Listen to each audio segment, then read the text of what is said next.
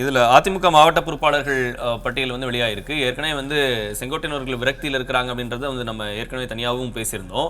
இந்த நிலைப்பாடு வந்து இப்போ எப்படி பார்க்குறீங்க? வர அவசர ஆலோசனை கூட்டம் கூட்ட போறாங்க. இதுல என்ன மாற்றத்தை எதிர்பார்க்குறீங்க? தொடர்ச்சியா வந்து எடப்பாடி கூடாரத்தில் பிரச்சனை வரும்போதெல்லாம் அவசர கூட்டம் அவங்க கூடுவது. அதே போல ஆய்வுக்குழுன்னு ஒண்ணு போட்டாங்க. மாவட்டவாரி ஆய்வுக்குழு போய் அது என்ன சொல்ல வர அவமானப்பட்டதுதான் மிச்சம். அதே மாதிரி இப்ப அம்மாவுடைய பிறந்த நாளுக்கு அவங்களுடைய கலந்து ஆய்வு கூட்டம் போடுறாங்க. அவங்களுக்கு பிரச்சனை வரும்போது கூட்டம் கூடி பேசுவாங்க. அந்த கூட்டத்திற்கு எல்லாம் ஒற்றை கருத்தாக இருக்கிறார்கள் என்பதை எடப்பாடி பழனிசாமி முதல்ல அதை அறிஞ்சுப்பாங்க. இதுவரைக்கும் அந்த தவறு கேட்டுக்காரு. இப்ப எனக்கு முன்னாடி எடப்பாடி கம்பெனியை சேர்ந்த ஒருத்தர் பேசிட்டு இருந்தாரு. செங்கோட்டையன் என்ன சொன்னாரு? நீங்க அவங்க பேசும்போது குறுக்கிடாதீங்க. அவங்க உங்க டர்ன்ல பேசல, அமைதியா இருங்க. அவங்க அவர் பேசி முடிக்கட்டும். நீங்க அடுத்த சுற்றுல பதில் சொல்லுங்க. செங்கோட்டையன் என்ன சொன்னாரு அப்படின்னு சப்பக்கட்டு கட்டுறாரு. சப்பக்கட்டுக்கு நாங்க வரல, உண்மை நிலவரத்தை பேசுறதுதான் ஜி தமிழ் நியூஸ்ல உட்கார்ந்து நேரம் பேசிட்டு இருக்கிறோம்.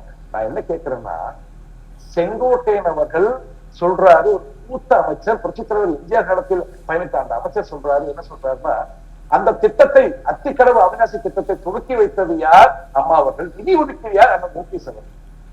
அது எல்லாருக்கும் தெரியும். விவரம் தெரிஞ்ச அத்தனை பேருக்கும் தெரியும். அந்த விவசாயிக்கு தெரியாதா?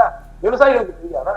சரி, இந்த விவசாயிகளை சேர்ந்து கோடிக்கணக்காக ரூபாயை செலவழிச்சு எடப்பாடி பழனிசாமி வர வச்சாங்கன்னா இல்ல. அந்த கோலப்பன் சொன்ன மாதிரி இந்த தொடர்ச்சியா இடைத்தேர்தலை புறக்கணிச்சு வராங்க பயந்து தொலைநடி அதை மறைப்பதற்கு ஒரு கூட்டத்தை கூட்ட வேண்டும், தன்னை பெரியாராக மாற்றிக்கொள்ள வேண்டும் அப்படின்னு அவங்க ஒரு பிலிம் காமிக்கிறாங்க. இந்த பிலிம் அதுதான் நாங்கள் செங்கோட்டையன் பிடிக்கல. எதுக்கப்பா இந்த சொல்ற இதெல்லாம் உனக்கு தேவையாப்பா? அப்படியே செஞ்சிருந்தாலும் கூட அம்மா தானே அந்த திட்டத்தை துவக்கி வச்சாங்க, அடிக்கல் நடத்தினாங்க, ஓபிஎஸ் தான் சொன்னாரு. இதெல்லாம் மறந்துட்டு எடப்பாடி பழனிசாமி இருந்து வந்தாரு.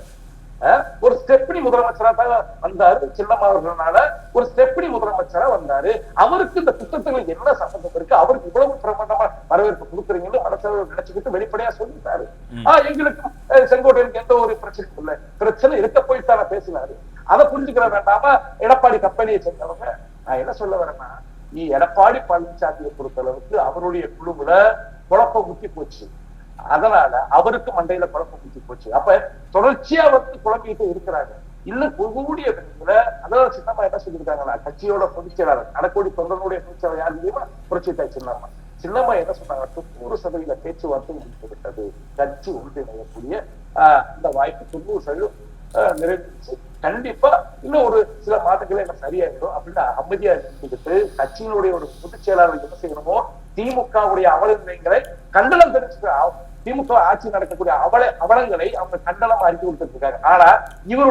ஆனா எடப்பாடி பழனிசாமி ஒரு எதிர்ப்பு தலைவர் என்ன செய்யறாருன்னா, இவருடைய குழப்பத்தை தீர்க்க மாட்டாப்புல அவரா குழம்பி தவிக்கிறாங்க, அவருடைய ஆட்களும் குழம்பி தவிக்கிறாங்க. நான் என்ன சொல்றேன்னா, தமிழ்நாட்டுக்குள்ள என்ன நடக்குது?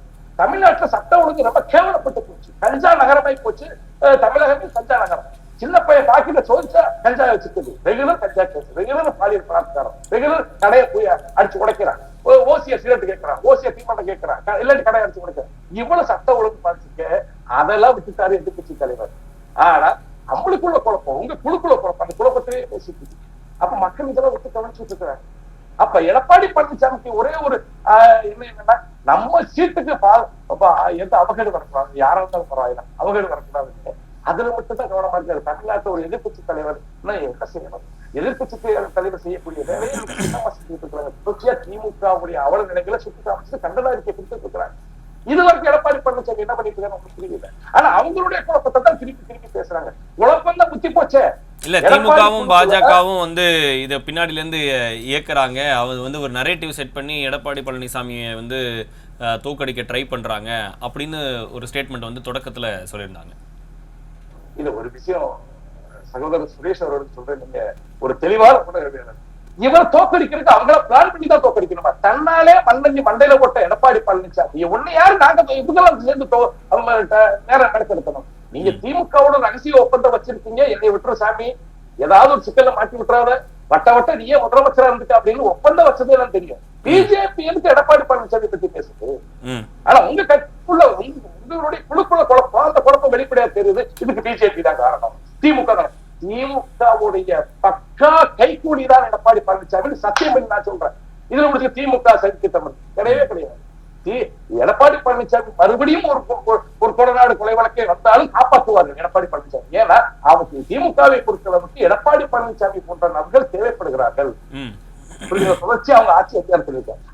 அப்போ இந்த புதிய மாவட்ட பொறுப்பாளர்கள் பட்டியல்ல வந்து அவருக்கு தேவையான ஆட்களை வந்து அவருக்கு முக்கியத்துவம் கொடுத்து வைக்கிறாரு அப்படின்னு நம்ம புரிஞ்சுக்க முடியுமா? இல்ல செங்கோட்டையன் போன்ற ஆட்களுக்கு வந்து இன்னும் முக்கியமான பொறுப்புகள்லாம் வந்து கொடுக்கப்படும் அந்த மாதிரி நம்ம அதுதான் ஆஸ் யூஷுவல். இப்போ வந்து அவங்க சொல்லியிருந்தாங்க, விஜயகுமார் சொல்லியிருந்தாரு, கூட்டணியை முடிவு பண்றது, யாருக்கு சீட்டு கொடுக்கறது, அந்த முக்கிய முடிவுகள்ல தான் செங்கோட்டையன் போன்ற மூத்த தலைவர்கள்லாம் இருப்பாங்க. இது வந்து மாவட்ட பொறுப்பாளர்கள்லாம் அங்க பூத்து பாக்குறவங்க, மற்ற வேலைகளை வந்து செய்யறவங்க, இதுல எப்படி அவர் இருப்பாரு, இது என்ன கேள்வி அப்படின்னு ஒரு விஷயத்த வந்து அவர் முன்னாடி வச்சாரு. அதை எப்படி பாக்குறீங்க? இல்ல செங்கோட்டையன் அவர்கள் இப்ப இல்ல, ஆரம்ப கட்டத்திலிருந்தே அவர் வந்து அதிமுகவின் உண்மை விசுவாசி. அவர் எந்த குறையும் சொல்லவே முடியாது. அப்படிப்பட்ட ஒரு மனசு, வாய் திறக்காத ஒரு மனசு, அமைதியான இருக்காரு. ஏன்னா நம்மளும் படான்னு சொல்லிட்டு வெளியே போயிட்டோமா. ஏன்னா அதிகாரம் என்பது அந்த கட்சி அதிகாரம், இந்த சின்னமும் அந்த அலுவலகம் கட்சி யாருக்கு இருக்கு, எடப்பாடி பழனிசாமி இருக்கு. அப்ப பட்டுன்னு வெளியே போயிட்டா நம்மளுக்கு அந்த ஓபிஎஸ் மாதிரி பேட்டி கட்டக்கூடாது சேவை உள்ள இருந்துகிட்டே நம்ம வந்து கட்சியை ஒற்றுமைப்படுத்துறதுக்கான வேலைகள் செய்யணும்ல முதல் பேச்சா பேசியிருக்கிறாரு. புரட்சிக்கலைவி அம்மாவையும் மதிக்கல, ஐயாவையும் மதிக்கல அப்படின்னு சொல்லியிருக்கிறாரு. அதுலயே தெரிஞ்சுக்கணும். ஆனா எங்கிட்ட எந்த பிரச்சனையும் இல்ல, அது விவசாயிகள் நடத்தினாங்க சப்பக்கட்டு கட்டுறதெல்லாம் தவறு. செங்கோட்டையன் மட்டுமல்ல, மூத்த அமைச்சர்கள், முன்னாள் அமைச்சர்கள் அத்தனை பேரும் தயார் நிலையில் இருக்கிறாங்க. கூடிய விரைவில் எத்தனை ஆய்வு குழு நடத்துறாங்க, மாவட்ட வாரிய பொறுப்பாளர்கள் போட்டாலும் சரி, கணக்கோடு இருக்க பொருத்தம் உங்களுக்கு போட்டு போட விருப்பம் இல்லை, ஏழை மக்கள் விருப்பம் இல்லை. அப்புறம் என்ன இதுக்கு நீங்க அரசியல் கட்சி நடத்த போறீங்க? அப்ப அதிமுக அழிக்கத்தான திட்டப்படுறீங்க. முதல்ல நான் என்ன சொல்ல வரேன்னா, ஒரு குடும்பத்தை நடத்துவது குடும்ப தலைவர் சரியா நடத்துறான்னு அதுதான். அதே மாதிரிதான் ஒரு கட்சியின் இயக்கம் குடும்பமா தான் நாங்க பார்க்கணும். இது எங்களோட குடும்பம். இந்த குடும்பத்தை நடத்துவதற்கு தகுதியற்ற நபர் தான் எடப்பாடி பழனிசாமி. அதுக்குத்தான் சொல்றேன், தொடர்ச்சியா நான் மட்டும் சொல்லல, தமிழகத்தில் இருக்கக்கூடிய அத்தனை தொண்டர்கள், கோடிக்கணக்கான தொண்டர்களும் எடப்பாடி பழனிசாமிக்கு இந்த தேதி கொடுத்துக் கொண்டிருக்காங்க. நீங்க இந்த சீட்ல உட்கார்றதுக்கு லாய்க்குள்ள, தயவு செஞ்சு கட்சி ஒற்றுமைக்குவாங்க, கட்சி ஒற்றுமைக்குவாங்க. அதைத்தான் வந்து எடப்பாடி பழனிசாமி அதை கவனத்தில் கொண்டு ஒற்றுமைக்குண்டான வேலைகள் செய்யணும். மறுபடியும் நீங்க எத்தனை பொறுப்பாளர் போட்டாலும், புதுசா மாவட்ட செயலர் போட்டாலும் வேலை பார்க்க தொண்டை வேணும் இல்லையா? சரி, நம்ம கண்டிப்பா பேசுவோம். ஒரு விஷயம் முடிச்சுக்கிறேன். நான் கூட ஒரு கட்சி ஆரம்பிச்சு தமிழ்நாடு முழுக்க மாவட்ட செயலர் போடலாம், தயாரா இருக்கிறாங்க, பிரச்சனை இல்லை. ஆனா எல்லக்கோடு இருக்கணுமா இல்லையா? அப்ப நான் என்ன சொல்ல வரேன், இயக்கத்தை கையில வச்சிருக்கீங்க நீங்க சொல்றீங்க, இயக்கம் உங்ககிட்ட இருக்குன்னு நீங்க சொல்றீங்க. ஆனா தொண்டர்கள் நாங்க சொல்றோம், இயக்கம் சின்னமாற்றம் இருக்கு, அவ்வளவுதான் பேச்சு. வெறும் முன்னாள் அமைச்சர்களும் அந்த நிர்வாகிகளும் புதிதாக நியமிக்கப்பட்ட செயற்குழு பொதுக்குழு உறுப்பினர்கள் தான் உங்ககிட்ட இருக்கிறாங்க. அதனாலதான் தேர்தலை பார்த்து பயந்து தொடர்ந்து போடுறீங்க. அதனால நீங்கள் என்ன திட்டமிட்டு நீங்கள் ஆய்வு நடத்தினாலும் சரி, பொறுப்பாளர்கள் போட்டாலும் சரி, கொடிபிடிக்க தொண்டன் வேணும். அதே போல பொதுமக்களுடைய வாக்கு சேகரிக்க தொண்டன், அந்த தொண்டன் உங்களை புறக்கணித்து விட்டார்கள். இதான்